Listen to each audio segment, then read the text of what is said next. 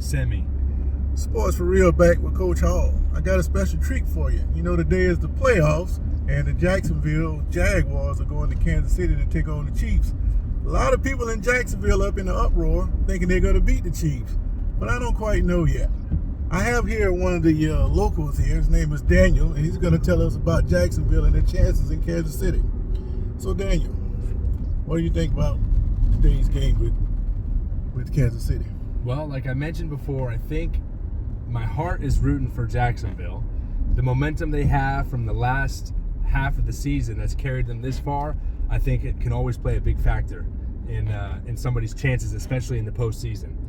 But I'm also not naive. Kansas City is where they are because of the last 4 or 5 years of experience with these guys that they have in their core, and I think that they're likely going to take care of business, but I don't close the door on Jacksonville just yet.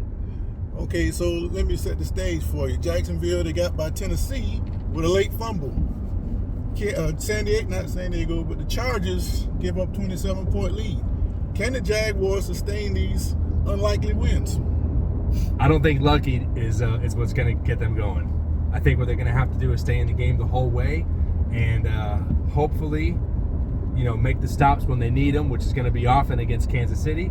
But I don't think that the luck is what's going to get them through it if they get out. Okay, to piggyback off that question, I put out a video about Jacksonville could possibly end up like TCU. You win all these great games and get everybody excited, but when you get on the national stage, you lay a big egg. Do you see something like that happening with Jacksonville? I don't think so, but it's one of those things that if it did happen, I wouldn't be surprised because it's one of those when the pressure's on and everybody knows that you're being watched, it does hit. So. Okay, now one thing to take note, that Jaguars actually played pretty well. They played Kansas City a couple months ago. Do you see any adjustments they can make to possibly make the game tighter? I couldn't tell you what those adjustments would be, but I hope that that's exactly what they're doing. Is although they lost that game, taking the successes that they did have and trying to multiply them to hopefully come out on top in the next time. Okay, there's a watch party going on down at Daly Center. Do you think it's going to be a good turnout there? I think it would be a good turnout. I'm actually avoiding the watch party because I was hoping for a good turnout and hoping to stay out of any kind of traffic troubles on the way out from there. Okay, since you say you go with your heart, what do you think the score is going to be? Going with my heart, the score is going to be 38-34 Jacksonville. Going with my brain, 42-17 Kansas City. Interesting. I don't know if they're going to beat them that bad, but I did have Kansas City by at least 2 scores. Now, there's another game on the day. You have division rivals, the Giants, taking on the Philadelphia Eagles, who have the number 1 seed this year. Now, I noted earlier that the Eagles, they used to have Veterans Stadium with a jail in it. When the fans got too rowdy, it put some of them in jail right there at the stadium. They don't have that now. But I said that the Eagles fans, they don't feel like they're going to need that against the Giants. They're confident. They expect a victory. What say you? I think that the Eagles are probably going to win. But I think that the Giants, based on how the season has gone, and same thing as with Jacksonville, momentum means a lot in the postseason. And the Giants have also been known, although it's been at least a decade since they made those runs, but both of those Super Bowls were as wild card teams. So you can't leave that out, especially for a franchise like that. When they know they have that history, it can help carry through. Well, the difference between the 2007 team and this team is that team was executing with more cylinders than this current team. I agree. So do you think that it's going to take a couple overtimes to get close to this Eagles team today? I think if New York is going to win, it'll be in regulation. I think anytime a game goes into overtime, it swings drastically to the pregame favorite. So if New York is going to get a chance to win, I think they have to do it in regulation. Okay, now if I'm not mistaken, the Eagles took both games against the Giants earlier. Do you think it's going to be easier for them to beat them a third time, or is it make it more difficult? It's going to make it much more difficult. Why is that? Because as a superstitious baseball guy, I don't think you can sweep a season series.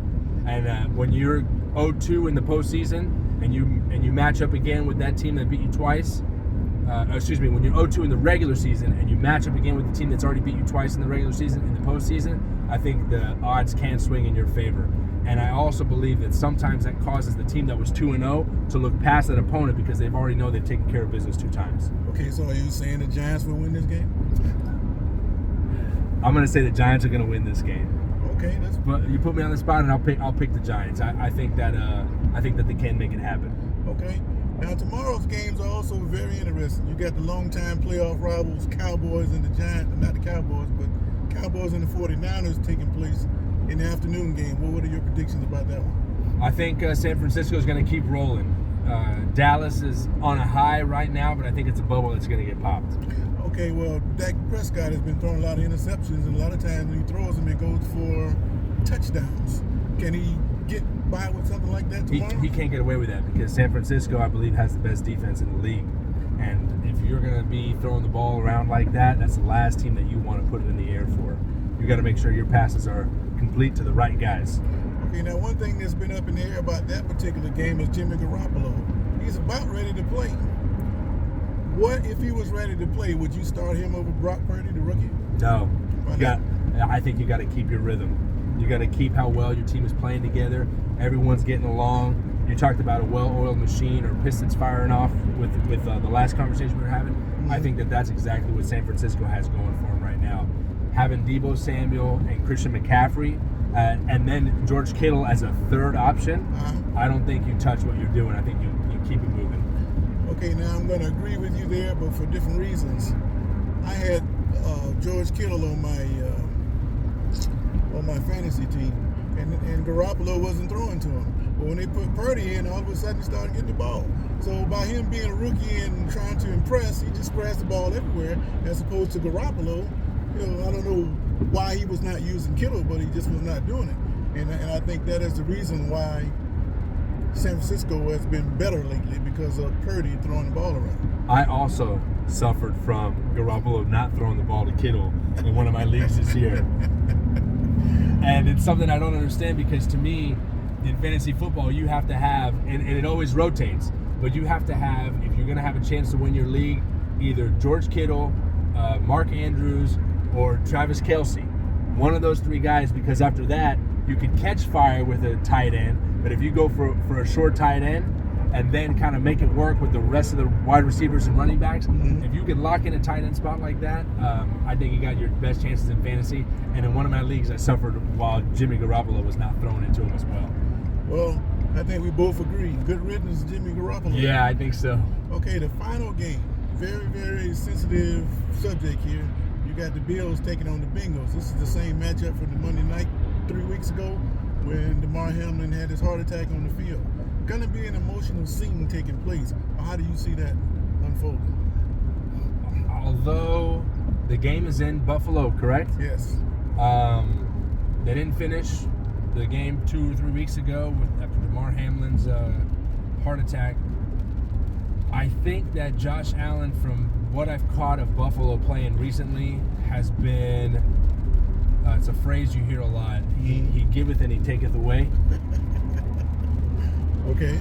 I think that Cincinnati can come in here, and although Buffalo's going to be playing with a ton of emotion because of the Damar Hamlin inspiration that they have, yes, I think Cincinnati is going to come in and win this game tomorrow. Okay, now let me piggyback on that. I put out a video earlier about the same thing that you just said.